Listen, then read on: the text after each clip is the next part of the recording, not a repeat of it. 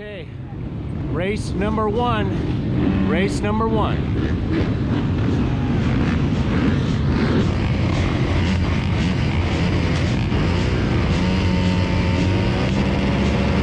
Are you ready? Hell yeah! Are you sure? Are you sure you're ready? Yep. Are you ready? Yeah. Are you sure you're ready? You ready? You ready?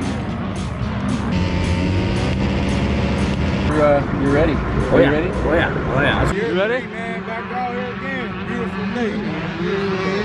You good to go? Yeah, I'm good. Good to go. All right. You ready? Awesome. Yes, sir. Are you ready? I'm not. You gotta be ready. You have no choice. It's time. It's time. You'll be fine. I have lens envy.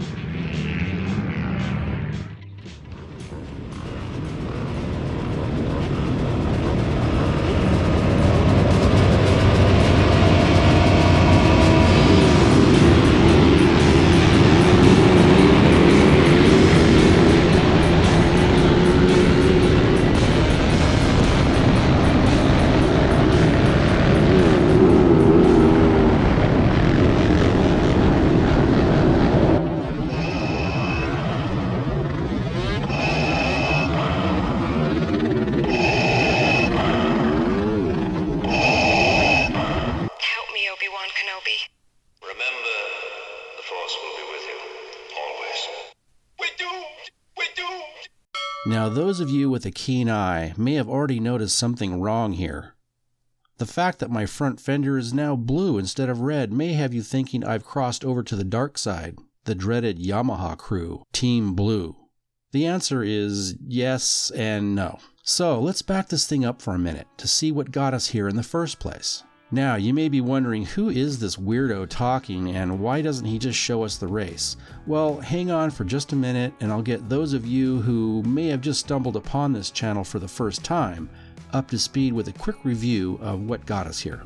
I purchased a beat-up Honda CRF230F trail bike for a measly $500, and I liked it so much I decided to modify the hell out of it for racing. Call me crazy, but you can check out the previous videos on this project bike. Those of you who have followed me up until this point know that it's the third year of Low Buck Garage trying to achieve the elusive goal of a top 10 finish at the World Vet Championships on a clearly inadequate trail bike that was never intended to race motocross, let alone at this level of competition.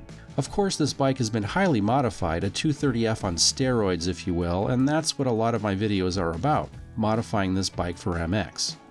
The World Vet Motocross Championships, held at the iconic Glen Helen Raceway in San Bernardino, California every year since 1984, gets bigger every year, with over 1,000 racers from all over the world, most of them in their 40s, 50s, 60s, and even 70s, including many well-known past motocross champions.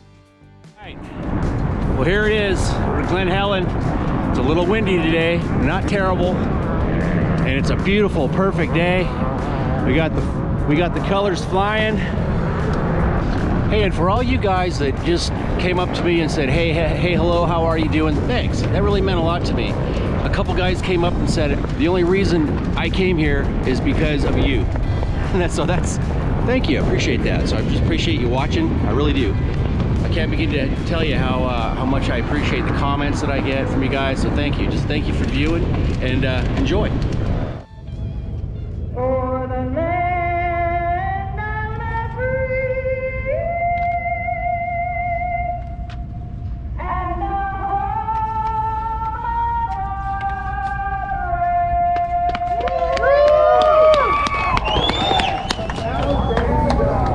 I had the chance to talk to a few racers in between my own races, and they shared some interesting insights.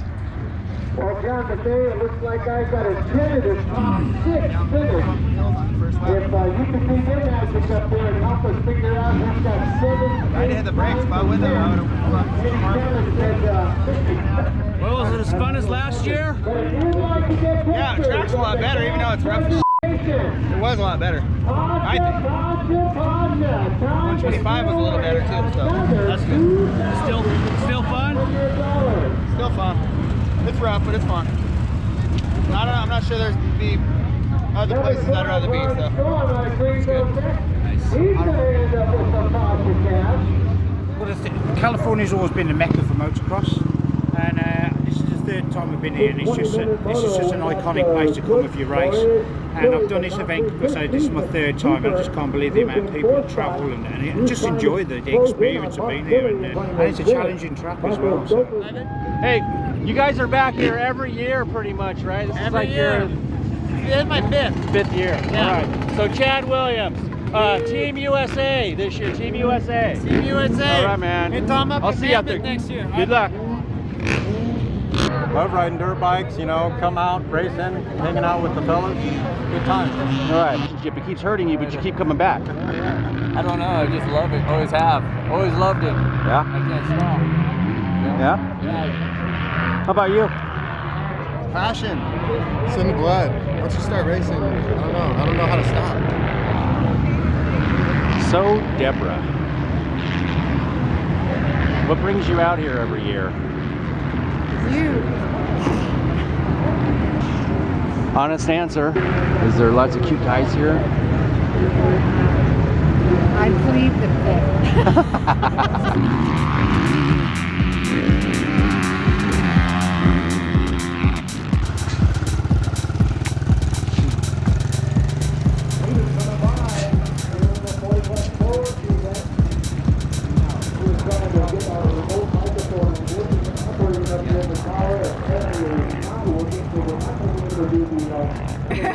Here, Sit means sit. Here, ready? Oh wow, awesome. So this is all vendor row. We're in vendor row and we're going up to staging. And why they put staging right in the middle of vendor row, I'm not sure.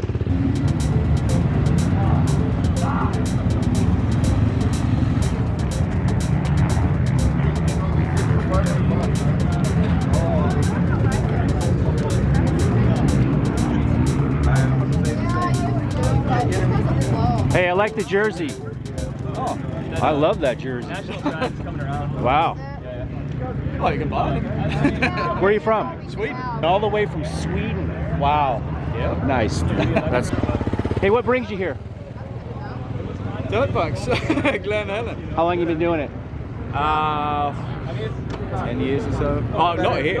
This is my first time here. Oh, okay. Yeah. So you're excited. Okay, you're excited. Yeah. Yeah. Should be good. Rough out there.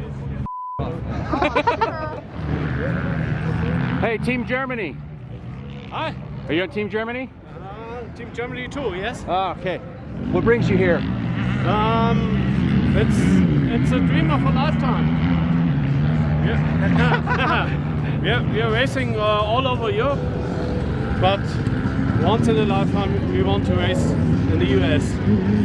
The World Vet is now a 3-moto format that averages the finishes of 3 separate motos over the course of 2 days.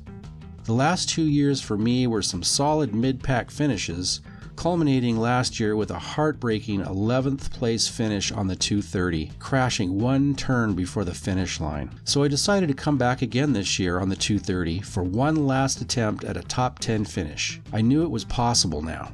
Actually, I achieved in my first moto on Saturday. Problem was the electronic scoring using transponders got screwed up somehow, an apparent computer problem that gave all of us DNF scores. Did not finish. So officially, nobody scored a finish. In fact, a dozen other classes were also affected that day, all DNF scores. Although the paper scoring sheets had me finishing anywhere between 9th and 3rd, it couldn't be used in the overall scoring, so I was happy, but again, it wasn't official, so not happy. To add insult to injury, my rear shock had blown out in that race, and the bike was now unrideable. So, what happened, Tom?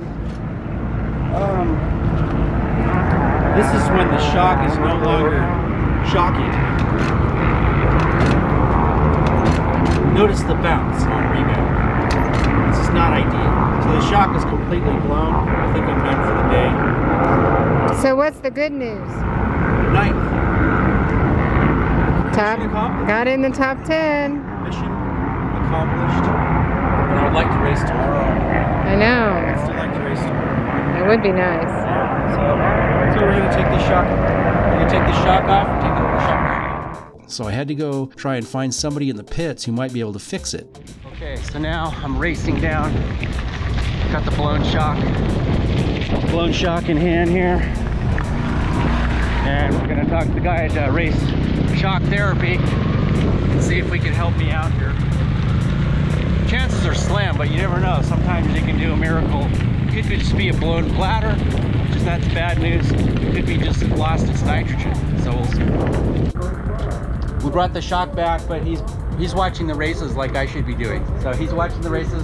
We'll come back. We'll check it out. Hopefully he can save me. Yeah, he will. Unfortunately, it was deemed by a couple different suspension people that the shock would have to be repaired at an actual shop, so I was done for the weekend. Or so I thought. But wait, then a friend of mine, Brent Berger and Joel Colgrove of Rackum Racing, came to the rescue. They stepped up and said, hey, why don't you just borrow one of our bikes? Well, it took me approximately 1.2 seconds to say, okay. This guy is going to let me borrow his bike, believe it or not. Mine's hopeless, I think. Yeah. He is going to let me take this thing. I still can't believe it. It's a little dirty. Check this out. And of course, he's got the Rackum Holeshot device on there. Wouldn't be complete without it. And you're the co-partner. Yep. Okay. Rackum Racing. And for the record, he's only had 2 beers. Yep, 2 beers for the record. I'm of sound mind and body. That's more than I can say. Yeah. Okay, well, cool. So this is going to be, instead of being a disaster, it's going to be probably a good day. So, yep, cool. Well, good morning, everybody. It's early. It's 6:30 in the morning. Completely blown out, unfixable. Tried to get it fixed, so I was done yesterday. First day of racing. So we'll meet in a minute. He is going to let me ride his 2020 YZF 250F, just so I can race. He's going to let me take his bike, and so that's the best news I've had all day. Yes. Thank you, Joel. Now, Joel generously let me borrow his own brand new 2022 Yamaha YZ250F to ride in the second and third motos. Nope, I turned it off. Hey, thanks a lot again. Joel, Brent. No problem. Yeah, brother. These guys hooked me up with this thing, and this is gonna rock and roll. This is, okay, pie plate. Good old Pie plate, dude. old school. Yeah. So, fun, brother. No, it wasn't the 230. That ship had sailed, or failed, but at least I got to race. So, that brings us back to this race. This should be very interesting. Talk about an upgrade. 20 years of technology, going from less than 28 horsepower on the 230 and 9 inches of suspension travel to 38 horsepower on the YZF. Unfortunately, I was now on the starting line with only 1 parade lap around the track for practice on the YZ, so it was going to be quite the adjustment. Now, first of all, I did remember to actually set the Rackum Racing fork locker Holeshot device, which, by the way, is quite easy. I got off the gate great, but my bad, I made the mistake of leaning too far back way too soon, and the front end bounced off the gate and I wheelied anyway and had to back off the throttle. Once I backed off the throttle, it was over. Bad start, back of the pack.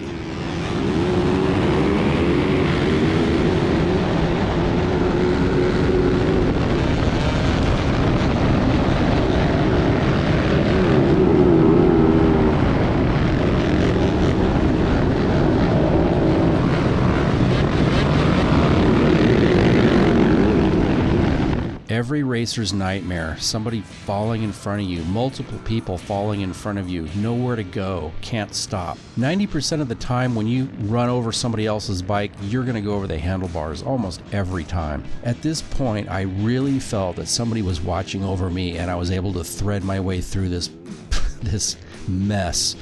And I hope you guys are okay, you guys that crashed, maybe you're watching this now. I hope you're okay.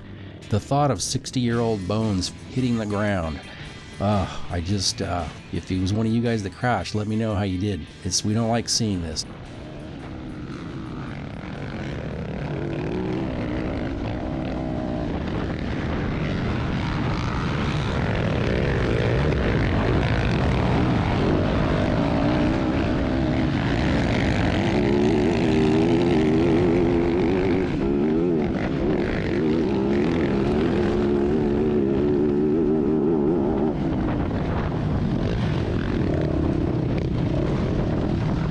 horsepower on this bike was such a contrast. I simply wasn't used to the kind of power, and it kept wheeling out of the corners. This thing had serious bark out of the turns. Too much traction.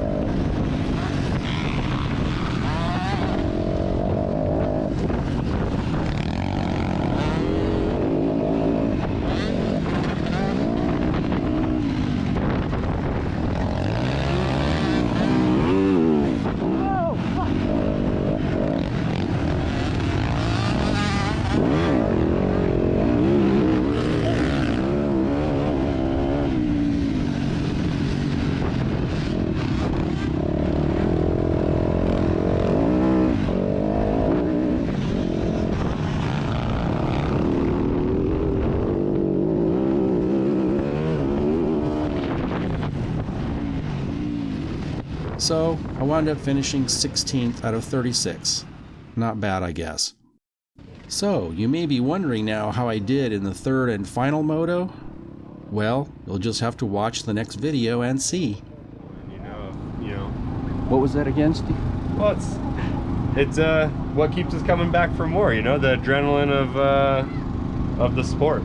You know, riding with your fellow racers or friends, like we're here with all of our friends and family, and just trying to remember that little kid feeling of we all are just here because we love motorcycles.